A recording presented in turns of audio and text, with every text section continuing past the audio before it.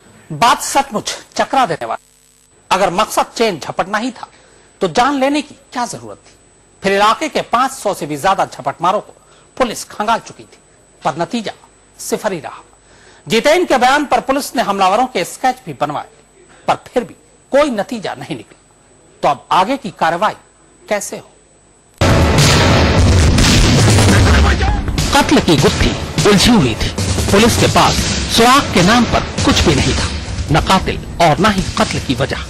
इलाके के तमाम बदमाशों को खंगालने के बाद कुछ पल के लिए पुलिस को यही लगा कि मामला झपटमारी का ही है और पकड़े जाने के डर से बदमाशों ने बीना का कत्ल कर दिया।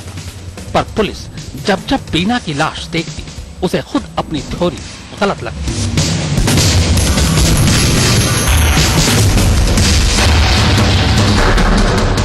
दरअसल बीना पर चाकू के जितने और जिस तरह से वार किए गए थे, उससे साफ पता चलता था कि कातिल किसी भी कीमत पर उसे जिंदा छोड़ना नहीं चाहता था। और बस यही बात पुलिस को शक करने पर मजबूर कर रही थी। शक कि मामला लूटपाट का नहीं बल्कि कत्ल का है। पर कौन हो सकता है कातिल? कहीं मामला आपसी रंजिश या पुरानी दुश्मनी का तो नहीं? कहीं बीना या जितेन का कोई पुराना अफेयर तो नहीं था? कहीं इसके पीछे खुद जितेन तो नहीं है? या फिर ये पैसे का खेल तो नहीं? इन तमाम सवालों को सामने रखकर तमाम तफ्तीश और पूछताछ के बाद इस बार भी पुलिस के हाथ कुछ नहीं लगा, यानी मामला अब भी वही सिफर।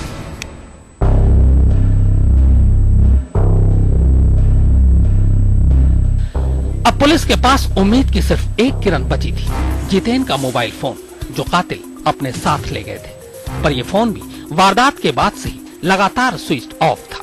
पुलिस ने फिर भी मोबाइल को सर्विलांस पर डाल दिया, इस उम्मीद में कि फोन ऑन हो तो उसका लोकेशन पता लगाया जा सके। फोन सर्विलांस पर लगाने के साथ साथ पुलिस ने जितेन का कॉल डिटेल भी खंगालने का फैसला किया। कातिल कत्ल करने के बाद मोबाइल अपने साथ ले गए थे, लिहाजा अगर हड़बड़ी में कातिलों ने मोबाइल का इस्तेमाल किया होगा तो हो सकता है कोई नंबर पुलिस के हाथ लग जाए जो कातिल का पता दे दे। पर जितेन के कॉल डिटेल से भी कुछ हाथ नहीं लगा, क्योंकि कत्ल के बाद से मोबाइल बंद था, लिहाजा न उस फोन से कोई नंबर डायल किया गया और न ही कोई कॉल रिसीव। मायूसी के आलम में पुलिस बार बार कॉल डिटेल को टटोल ही रही थी कि तभी अचानक एक नंबर पर उसकी नजर गड़ गई। दरअसल अभी तक पुलिस वारदात के बाद के तमाम कॉल को खंगाल रही थी, पर यह नंबर वारदात से पहले का था। मेरी बात एक समझ में आ गई है कि सुबह 5 बजे 5:30 बजे और उसके बाद फिर 7:30।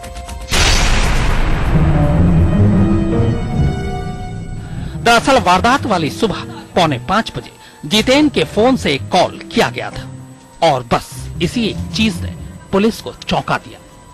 इतनी सुबह जितेन को किसी को फोन करने की क्या जरूरत पड़ गई? कौन था वो जिसे जितेन ने फोन किया था? एक साथ कई सवाल पुलिस के मन में उठने लगे, लिहाजा पुलिस ने एक बार फिर से जितेन से पूछताछ करने का फैसला किया।